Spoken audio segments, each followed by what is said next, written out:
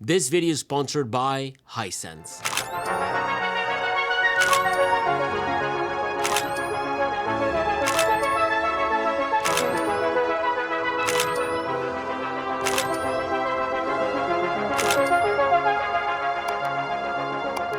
iPhone photography. When we don't carry a camera, we carry an iPhone. But I shouldn't say we, because I'm not part of the iPhone gang, but Jan is. Wherever we go around the globe, he loves using his iPhone as our FX3 alternative. In fact, there has been just like many times where changing settings on our cameras to go from video to photo is so time consuming that it's better to take that shot with the iPhone. And the results are genuinely like jaw-dropping. So here's the trick. The important thing to note though is that the iPhone 14 Pro all the way to 17 Pro will do the trick, and making sure your settings are correct is the second most important part of it all. Camera control. I think really the only useful feature this delivers is the ability to use that button to quickly open your camera. There has been many times where we are in a pinch and using that button to quickly snap a picture has been crucial for us. More than anything, using it as a double tap feature. But beyond that, I think camera control is kind of pointless. In fact, turning off camera adjustments will save you some headaches when accidentally touching that button. Although you might want to start using the lock, focus, and exposure feature. This here is what allows you to easily accomplish that Instagram vibe. And you know what I'm talking about, that Bruce Wayne type of photography. Like it's dark, moody, a bit desaturated, intriguing, soft. The way this works is that you choose your focus point, you lower the brightness, and you lightly press and hold the camera button. So no matter how long you wait or how much you move, exposure will be locked and focus as well. This will allow you to literally take your time as you're taking your picture. It's kind of funny that I'm doing this with the S25 Ultra, but this will allow you to take your time, as you're taking the picture and just moving left or right, up and down. Nothing will change and your focus will stay the same. So just keep that in mind. Outside of this, photographic styles, I'd avoid it really. If you know how to manipulate this camera, you don't need it. Jan will show you later on how to really get the most out of your photos with the real edits. When it comes to recording video, this might just help you a lot. First of all, 24 frames per second at 4K is a must. This makes things look more cinematic. Second, image stabilization comes down to preference. Just know that it crops your image just a tiny bit because the phone will use those leftovers to cancel out your hand movements. And third, everything else we don't touch. In fact, we keep HDR enabled. The only really annoying thing about HDR is that if you ever want to edit it on, I don't know, like DaVinci for example, you cannot convert it on the phone. It's not like the S25 Ultra where you can convert HDR to SDR on the spot. But if you airdrop it to your MacBook, the MacBook offers a really quick way to simply convert your HDR video to SDR and give you the ability to manipulate that video like so. But note that by doing this, you lose brighter highlight detail, some shadow information, the wider HDR color range, and a lot of the overall contrast and that pop that gives iPhone videos that cinematic look, right? Outside of record video, everything else in this menu is left as is. The two most important things in here are formats and preserve settings. In fact, in formats, this is where you want to enable Pro RAW and resolution control as well as Apple ProRes. This now gives you the ability to shoot in RAW and bump up the resolution to 48 megapixels. In conjunction, you also now have the ability to shoot log, which is definitely a bit more complicated for the average consumer. You don't really necessarily need this. If you know what you're doing, you can get some amazing cinematic shots. In fact, we sometimes use the iPhone log to replace our FX3s when we are in a bit of a pinch because the footage genuinely just looks insane. When it comes to preserve settings, we actually preserve it all. Mainly because we do so many little tweaks and changes to our compositions as we're shooting, and the last thing we want is the camera resetting everything the moment you reopen the app. So we honestly just suggest you guys toggle it all on. it'll save you lots of little problems and lots of time, really. Outside of this, composition is one of the last things in here that you should set up. Always use the grid. The leveler, disable the view outside the frame because it's annoying, and the indicators are super important to have on. You sometimes just want as much information as you can get about your picture. Everything else that lives below this, you can literally just leave as it is. These come down to personal preference, I guess. It's not really relevant to this video, but what is relevant is the way you manipulate your camera app. So go ahead and launch the camera. We're going to show you how to get the most of it. Unlike the S25 Ultra, the iPhone camera app is, I will say, limited, but it works really well for people that just want to get the most out of their pictures quickly. And to be honest, unless you're setting a timer or changing your aspect ratio, this menu right here is useless. A menu that can be also toggled by swiping up. But holding down these three icons will deliver everything you need in terms of flash, live pictures, and night mode. To us, however, the format menu is the most important one. In fact, when you're not planning on editing your pictures on Lightroom, avoid shooting in RAW. RAW isn't processed, so without editing, your photos will look less sharp, less vibrant, will have lower contrast, and a single RAW image can be 10 to 20 times larger than a normal iPhone photo. So we suggest that for the most part you shoot at 48 megapixels in HEIF. HDR in HEIF gives you all the brightness, colors, dynamic range that the iPhone is designed for without needing to edit anything. You'll very much achieve that Bruce Wayne type of look with it.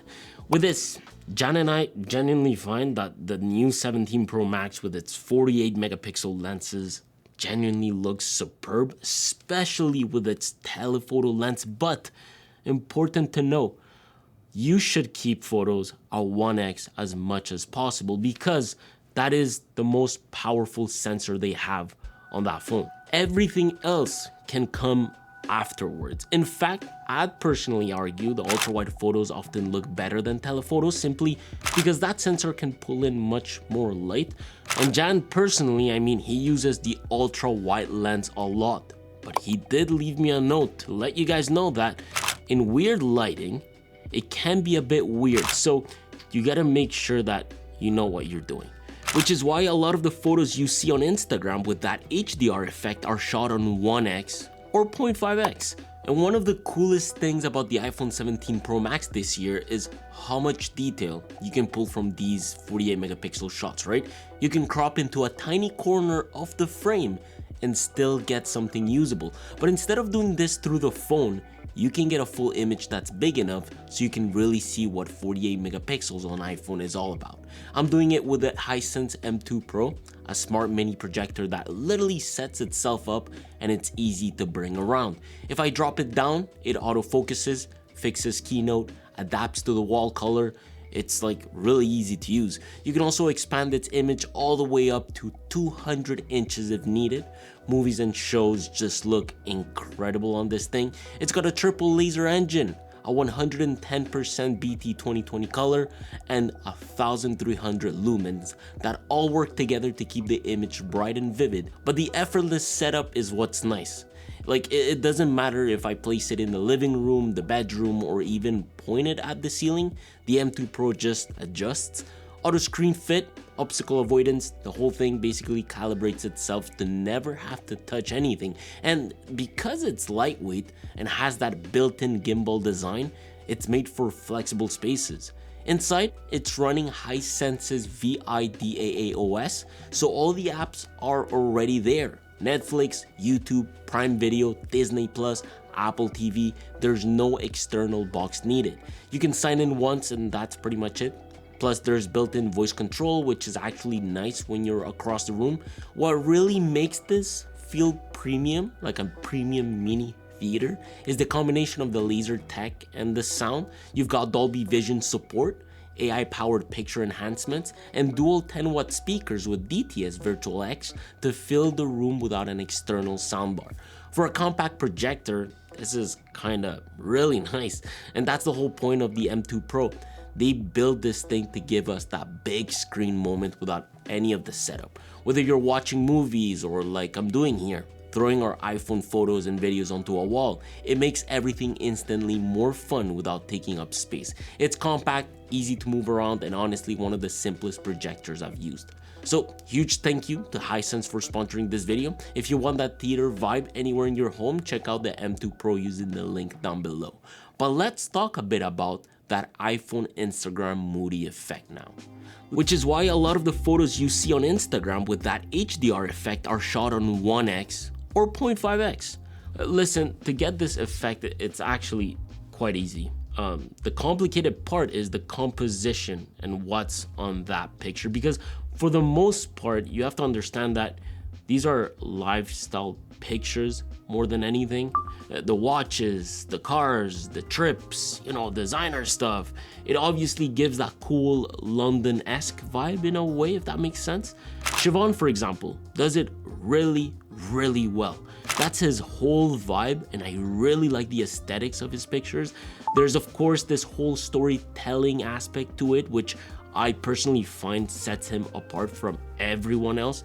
There's another guy by the name of It's Baines. His pictures are really clean.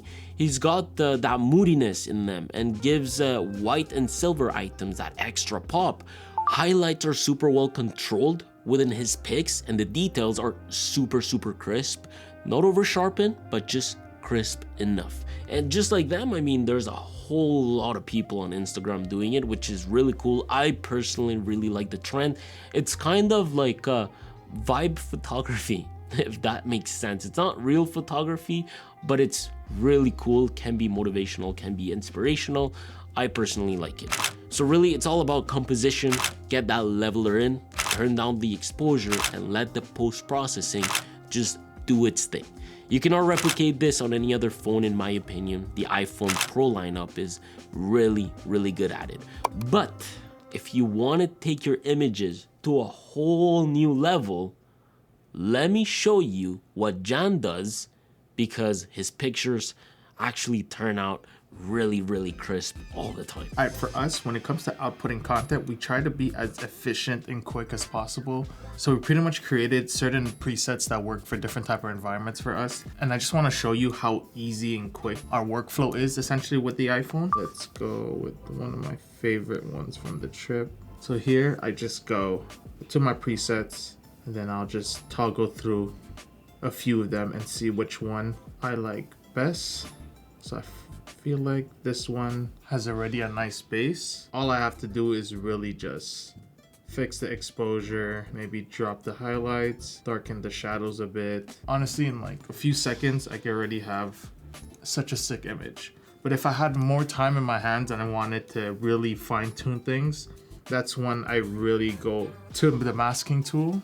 And this is only available if you are paying for the Adobe Cloud, if I'm not mistaken. But from here on, I would, let's say, select the sky and then just adjust that. Drop the exposure a little bit. I would select the subject, which in this case is the car. Make it just pop just a little bit more. And one thing I also like to do when it comes to car content is selecting the street. So I would start with select background, and then I would press the subtract right here, subtract mask 3, and then I'll, let's say, subtract the sky because we already have that masked out. Let's just drop the exposure just a tiny bit, maybe up the contrast a little bit, and there, we already have a very quick edit. Honestly, you would never thought this is coming straight out of a phone. Another thing I wanted to do is I had asked some people on Instagram to send me some photos so I can edit them, and this is a crazy pic of Siobhan that he sent out, and let's kind of work with our presets right here. Okay, let's say preset 03. I kind of like that. It's kind of moody, it's blue. Let's just up the exposure a bit, drop the shadows, up the highlights just a tiny bit, and there you go. Off the bat, it has like a Gotham City type of look. What if, let's see if we select the subject. what that gives. Perfect. So it selected the car and Siobhan, and then let's just do a minor adjustment to make that pop just a little bit. Go up the exposure, maybe some clarity, just tiny. A little goes a long way, and beautiful. Try another one. Oh, this is a sick one. I'll go through them until I find one that kind of hits the vibe that I'm going for. AnkeStudio Preset 4. Already off the rip. I like how it looks. Maybe just change the tint a little bit. I think it's a little too green. It's a bit more on the pink side. Let's drop that shadows quite a bit. Let's add a little linear gradient just to kind of like help out that the warm parts we see in the image. Temp all the way up, and there you go. Simple as that. Look, Jan took the time to build presets for you guys. I mean, you guys have been borderline harassing me to, share presets. So he took the time to build those. So what we did is that we created a store for Anke. We are kind of rebranding everything to AnkeStudio. These presets will be found in our store. So if you guys want to support Jan, you will find them right there.